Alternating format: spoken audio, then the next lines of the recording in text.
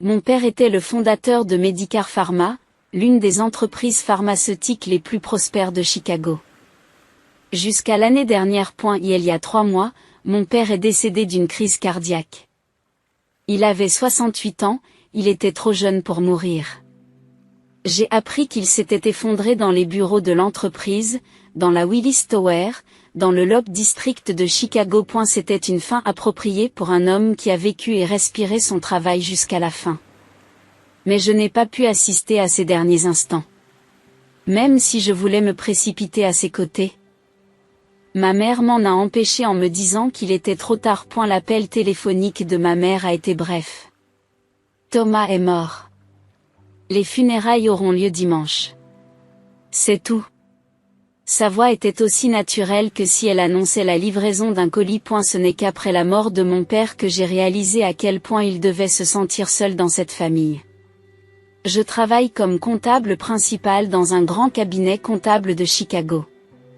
Mon salaire annuel est de $80 000. Je vis seul dans un appartement modeste du quartier de River North. Je ne suis pas riche, mais je suis fière de la vie que je me suis construite. Enfiler mon costume Brooks Brothers et me rendre tous les matins à la Prudential Plaza sur Michigan Avenue, c'est la voie que j'ai choisie. Ou, peut-être, le chemin que j'ai été forcée de choisir. Mon père était un homme doux et honnête. Du moins, c'est ainsi qu'il m'apparaissait. Mais il y a toujours eu une certaine distance entre nous. Les souvenirs d'enfance que j'ai de lui sont fragmentaires, comme un puzzle auquel il manquerait des pièces. À un repas de Noël, il avait toujours de la paperasse étalée devant lui. Même lors de la remise de mon diplôme de fin d'études secondaires, il était constamment au téléphone. Avec le recul, je me dis qu'il y avait peut-être des raisons à tout cela. Ma mère Carole, en revanche, était différente.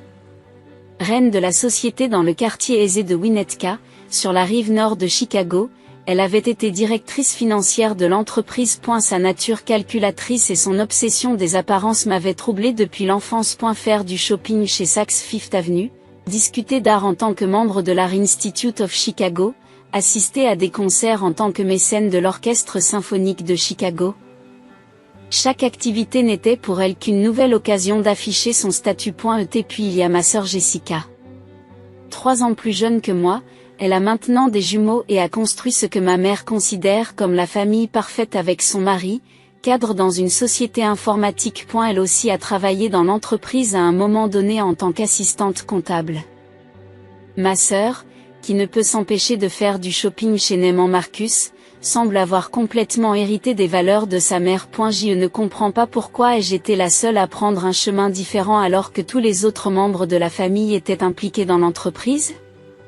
Lorsque je me suis inscrite en comptabilité à l'université, ma mère m'a dit que ce n'était pas fait pour toi. Lorsque j'ai manifesté mon intérêt pour l'entreprise, elle m'a repoussée en me disant « Prends d'abord de l'expérience ailleurs. Maintenant, je suis chargée de trier les affaires de mon père. » Me voilà. Jour après jour, face à des cartons poussiéreux dans le vaste bureau de la maison familiale. Qui aurait pu penser que c'était la dernière fois que je passais du temps avec lui? J'ai pris un congé pour m'atteler à cette tâche. Ma mère m'a dit que nous pourrions engager quelqu'un, mais j'ai insisté pour le faire moi-même. J'avais l'impression de chercher une sorte de dialogue avec mon père. Début de l'automne à Chicago. Les vents froids du lac Michigan font bruisser les arbres de la rue, qui commencent à changer de couleur. Les cloches de la 4e église presbytérienne sonnent au loin, annonçant le service du dimanche. Nous avions l'habitude de fréquenter cette église en famille. Aujourd'hui, j'ai entendu dire que ma mère et ma sœur n'y allaient plus que pour se retrouver. Ce matin encore, je monte les escaliers jusqu'au bureau de mon père. J'ouvre la lourde porte en acajou et passe entre les étagères qui montent jusqu'au plafond. Par la fenêtre, je peux voir le jardin méticuleusement entretenu. Un mois s'est écoulé depuis notre dernier dîner en famille au Gibson's Bar and Steakhouse. Père semblait vouloir dire quelque chose à ce moment-là, mais il était constamment interrompu par le bavardage de sa mère. Vais-je trouver quelque chose de nouveau aujourd'hui? Au fond de moi, j'en avais déjà le pressentiment. Et la poussière des cartons scintille dans le soleil du matin. Le bureau de mon père est plongé dans son silence habituel. Le bureau massif en acajou, comme un symbole de la présence même de père, trône au centre de la pièce. La boîte numéro 10 est déjà elle à point J. Regarde profondément en ouvrant une nouvelle boîte.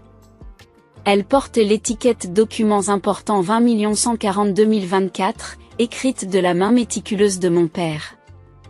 À ce moment-là, quelque chose a tremblé dans ma poitrine. Le soleil matinal éclaire lentement la pièce par les interstices entre les bibliothèques hautes de plafond. À l'extérieur de la fenêtre, les roses entretenues avec amour par Jean le jardinier portent encore la rosée du matin. J'ai entendu dire que père avait l'habitude de contempler le jardin de cette fenêtre tous les matins. À l'intérieur de la boîte, je trouve des piles bien organisées de documents bancaires. Un dossier bleu est étiqueté dépenses liées à la famille. Ma main s'arrête sur la première page que j'ouvre avec des involtures. Dépenses de vacances familiales 15 000. Je feuillette les pages avec incrédulité. Il y a des relevés de pensions alimentaires astronomiques versés à la famille de ma sœur. Frais de scolarité dans une école privée, 50 000 $. Achat d'une nouvelle voiture 80 000 $. Aide hypothécaire de 10 000 $.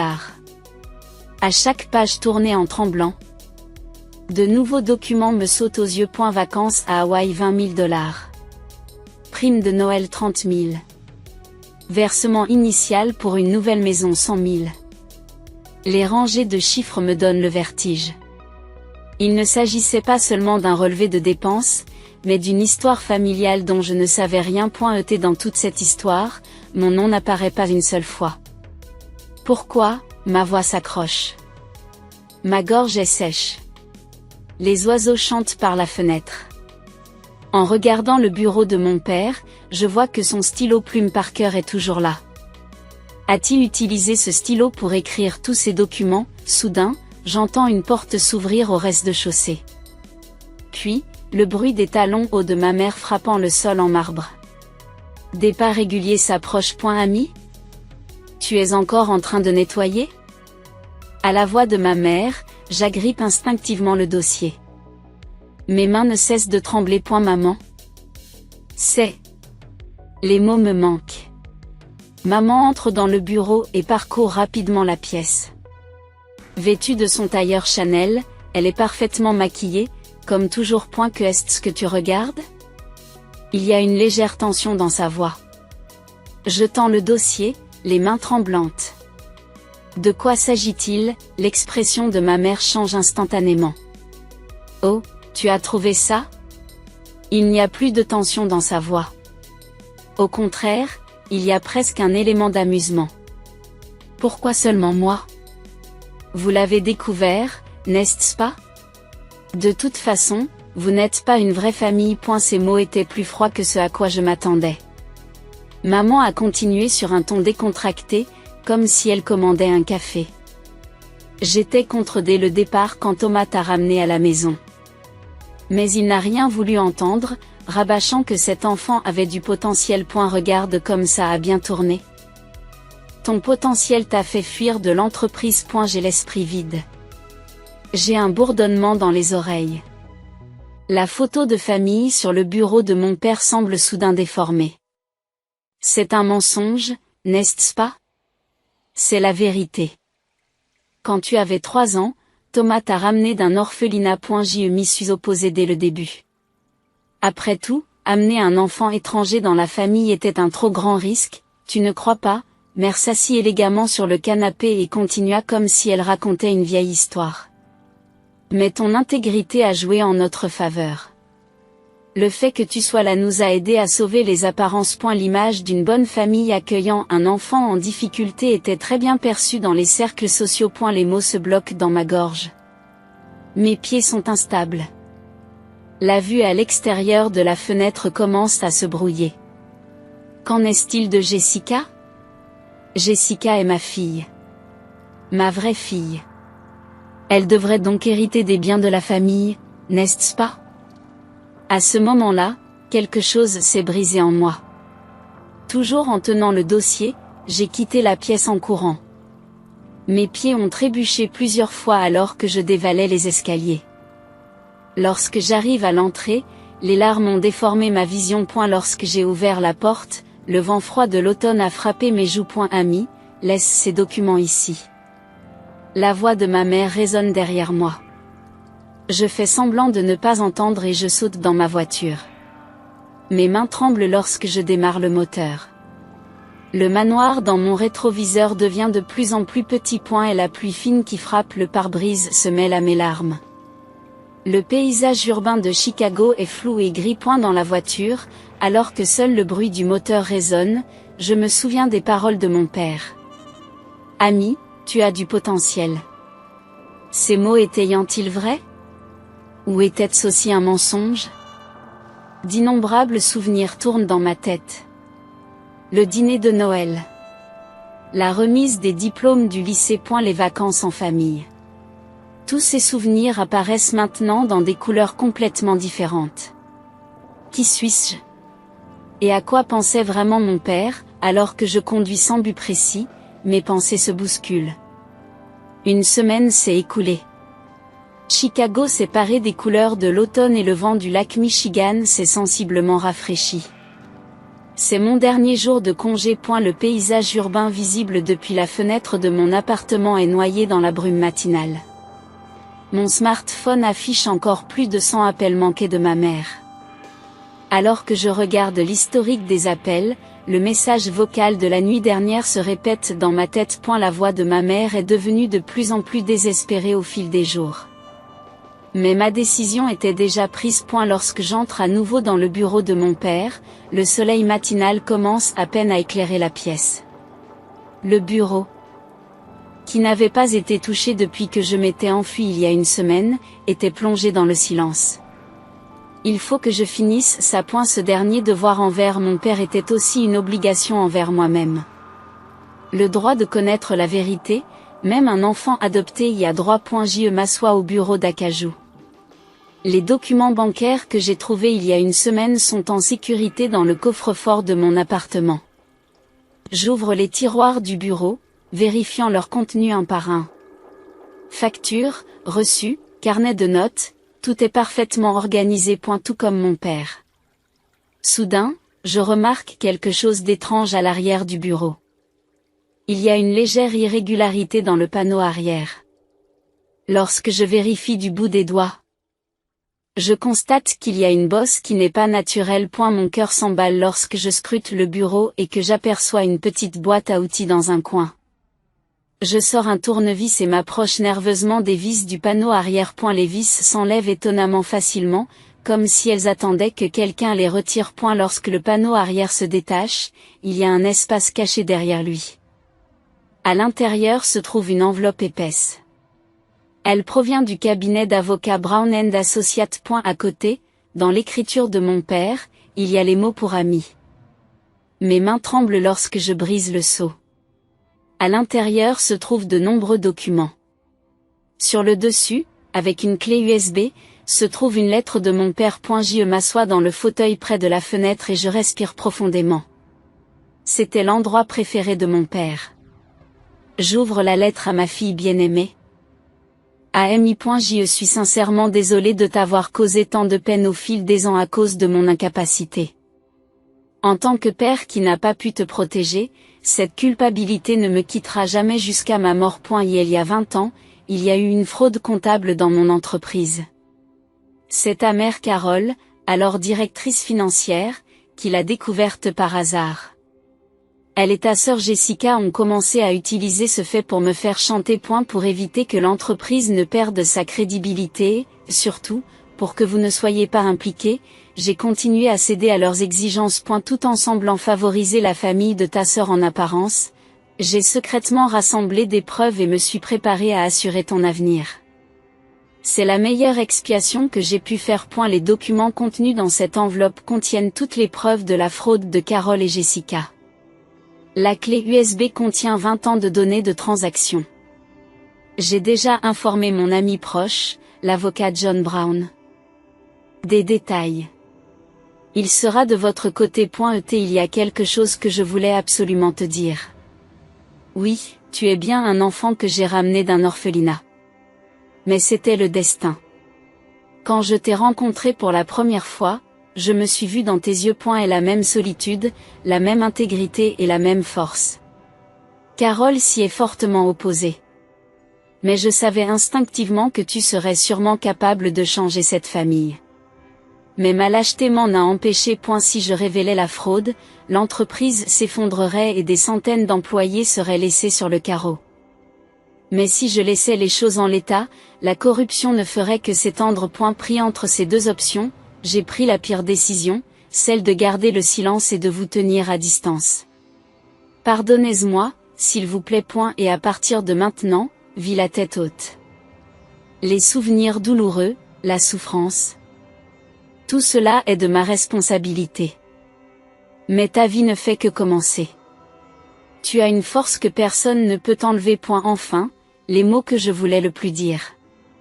Ami, tu es ma fierté. Avec tout mon amour.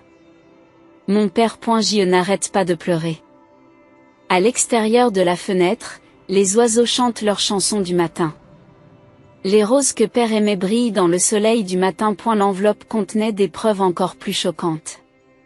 Des dossiers sur le détournement des fonds de l'entreprise par la mère et la sœur. Des copies d'emails menaçants.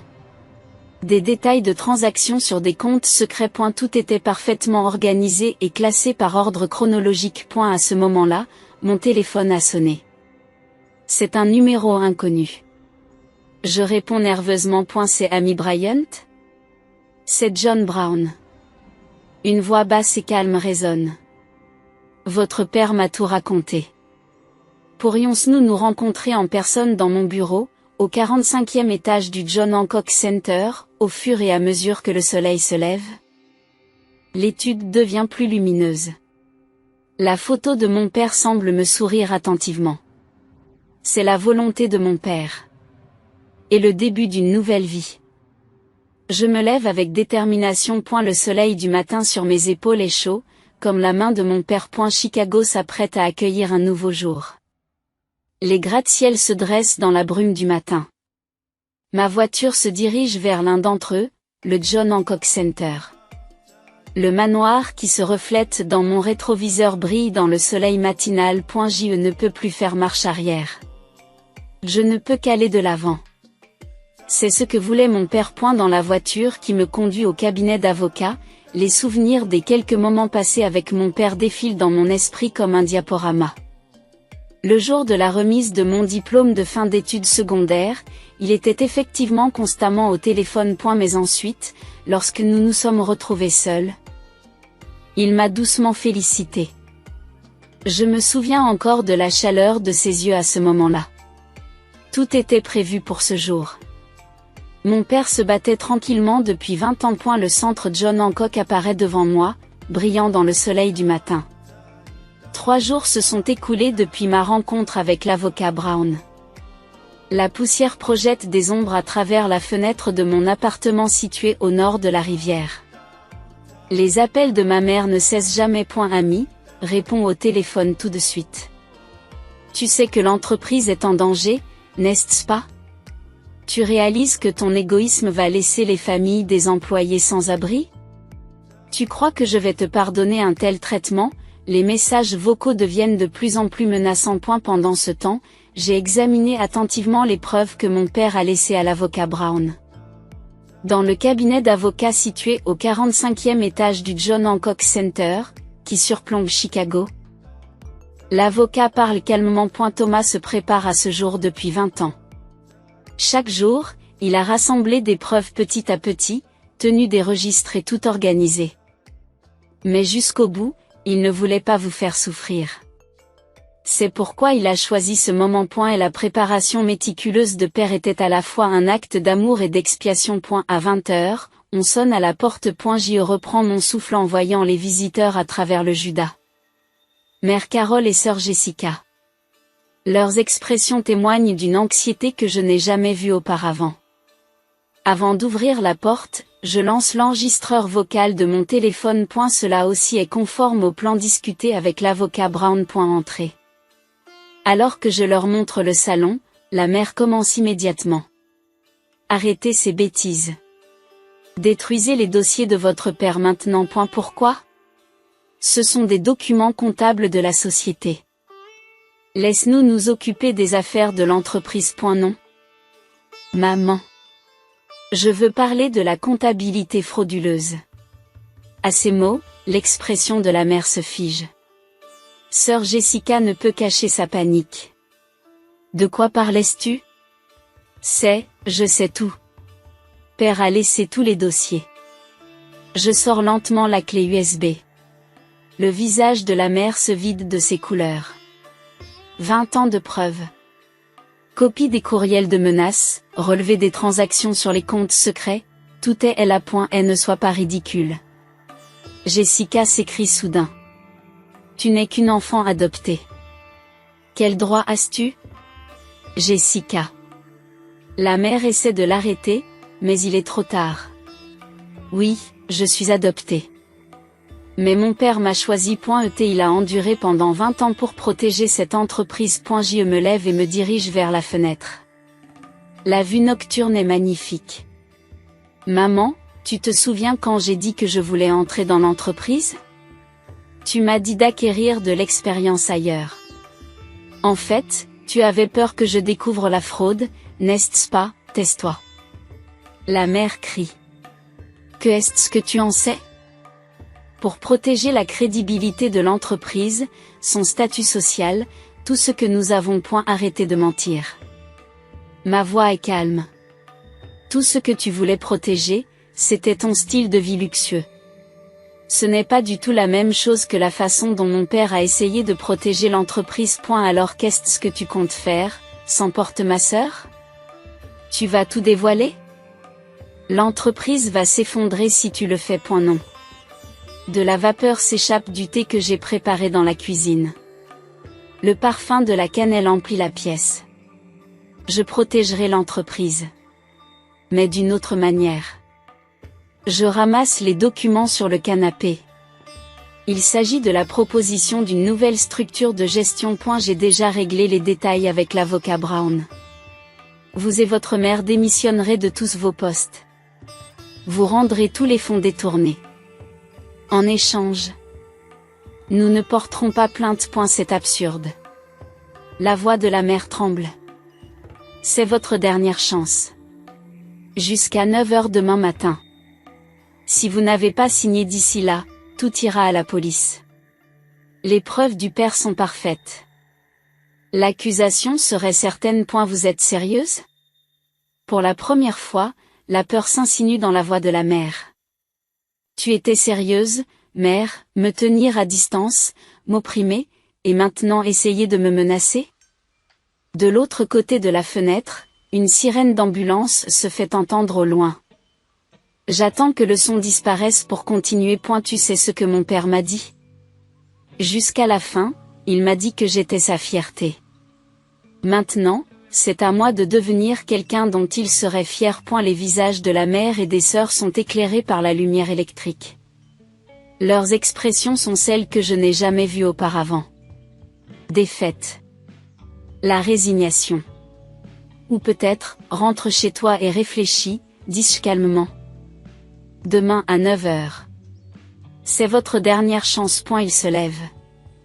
Leurs pas grincent sur la moquette alors qu'il se dirige vers la porte. A eu fait, ajoutai-je alors qu'il s'apprête à partir, j'ai enregistré toute notre conversation de ce soir. Mieux vaut ne pas faire de bêtises. Le bruit de la porte qui se referme résonne dans la pièce. Je pousse un profond soupir et regarde la photo de mon père.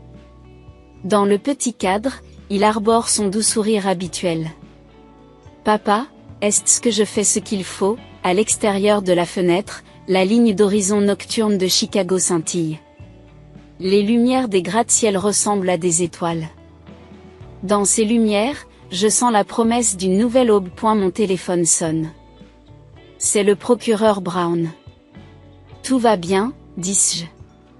Oui, nous aurons une réponse demain à 9 h. Après avoir raccroché, je me retourne vers la vue nocturne. Quelque part dans cette ville, une mère et une sœur sont confrontées à la plus grande décision de leur vie. Et moi aussi. Je me trouve au seuil d'une nouvelle vie. Une année s'est écoulée. L'automne de Chicago peint à nouveau la ville de couleurs vives. Depuis le bureau de la présidente dans la Willis Tower, j'ai une vue parfaite sur le Millennium Park et son feuillage d'automne. Présidente amie, voici les documents pour la réunion du conseil d'administration de 10 heures. Ma secrétaire, Sarah, me tend des documents méticuleusement organisés. Je les accepte avec un sourire. Medicar Pharma a changé de façon spectaculaire au cours de l'année écoulée. Nous avons accru la transparence de la gestion, renforcé notre division de recherche et développement, surtout, rétabli la confiance avec nos employés. Bien que le cours de l'action ait chuté dans un premier temps, il montre progressivement des signes de reprise en raison des attentes suscitées par le nouveau système de gestion. Tout a changé après ce matin-là. La mère et la sœur ont fini par accepter ma proposition. À 9 heures, elles ont signé les documents dans le bureau du procureur Brown et ont démissionné de tous leurs postes. Les fonds détournés sont restitués en plusieurs fois. La mère a maintenant vendu le manoir de Winnetka et vit seule dans un petit appartement à Lakeview. Et la mise à l'écart des cercles mondains a probablement été son plus grand coup. Elle a perdu sa qualité de membre de l'Art Institute of Chicago et son statut de mécène de l'Orchestre symphonique de Chicago. L'autre jour, lorsque nous nous sommes rencontrés par hasard à la Fourth Presbyterian Church, elle semblait avoir vieilli de manière méconnaissable. Fini les tailleurs Chanel et le maquillage parfait. Elle est passée devant moi comme une vieille femme fatiguée. Lorsque nos regards se sont croisés, elle a légèrement baissé la tête. Ma sœur Jessica a dû faire face à une réalité encore plus dure. Son mari a demandé le divorce immédiatement après la révélation de la fraude et a obtenu la garde de leurs enfants. Elle n'est autorisée à voir les jumeaux qu'une fois par mois. Les achats chez Neiman Marcus et les cures thermales de luxe appartiennent au passé. J'ai entendu dire qu'elle travaillait désormais comme employée de bureau temporaire. Lorsque j'ai appris cela par des collègues qui la voient occasionnellement, j'ai été envahi par des émotions complexes. Monsieur le Président, votre visiteur est arrivé. La voix de Sarah me ramène à la réalité. Le directeur du développement d'une grande entreprise pharmaceutique est introduit dans la salle de réception. Il s'agit d'un projet commun de développement d'un nouveau médicament. J'ai entendu beaucoup de bien de la nouvelle société Medicar Pharma, dit-il avec un léger sourire. Nous attendons beaucoup de vous. En particulier de votre investissement proactif dans la recherche et le développement. Après la réunion, je me tiens à nouveau près de la fenêtre. Le paysage urbain de Chicago brille dans le soleil couchant. Ce week-end, je déménage dans une nouvelle maison. Je quitte mon appartement de River North et j'ai acheté une maison dans le quartier résidentiel calme de Winnetka, juste à côté de la maison de mon père. J'ai l'intention de planter des roses dans le jardin, celles que mon père aimait. John, l'ancien jardinier de mon père, a déjà promis de s'en occuper. J'ai également commencé à participer aux activités de l'église pendant les vacances. Par le biais d'actions caritatives, je crée de nouveaux liens avec la communauté. Je veux perpétuer les valeurs de mon père à ma façon. Le soleil va bientôt se coucher, annonce Sarah à voix basse. La lumière chaude pénètre dans le bureau à la tombée de la nuit. Oui. C'est vrai. Je me tourne vers mon bureau pour examiner les derniers documents de la journée. C'est alors que je remarque le stylo plume de mon père. Je l'ai trouvé ce jour-là dans le bureau. Il trône désormais sur mon bureau comme un précieux souvenir. Après avoir terminé mon travail, je me dirige vers le parking souterrain. Les lumières nocturnes de Chicago s'éclaircissent peu à peu. Après 30 minutes de route, j'arrive à ma destination, le cimetière de Rose Hill. Devant la tombe de mon père, la brise du soir caresse mes joues. Papa, je dépose des fleurs et je parle doucement. L'entreprise se porte bien maintenant. Les employés s'habituent au nouveau système. Je pense que j'arrive à protéger à ma façon ce que tu as construit. Les feuilles de ginkgo dansent dans le vent. Mais tu sais, papa, il y a une chose que je veux te dire. Je respire profondément et continue. Tu n'as plus besoin de t'excuser. Tu m'as montré tout l'amour dont tu étais capable. Cet amour n'a jamais été mauvais. Mes yeux deviennent brûlants. Alors papa, repose en paix. Je vis fièrement maintenant. En tant que ta fille, la tête haute, les cloches de l'église sonnent dans le cimetière au crépuscule. Je ferme tranquillement les yeux. Dans mon cœur, je vois le doux sourire de mon père. Je reviendrai. La prochaine fois, j'aurai de meilleures nouvelles à partager. En quittant la tombe, mon cœur se sent étrangement léger. Dans le ciel nocturne de Chicago, les premières étoiles commencent à scintiller.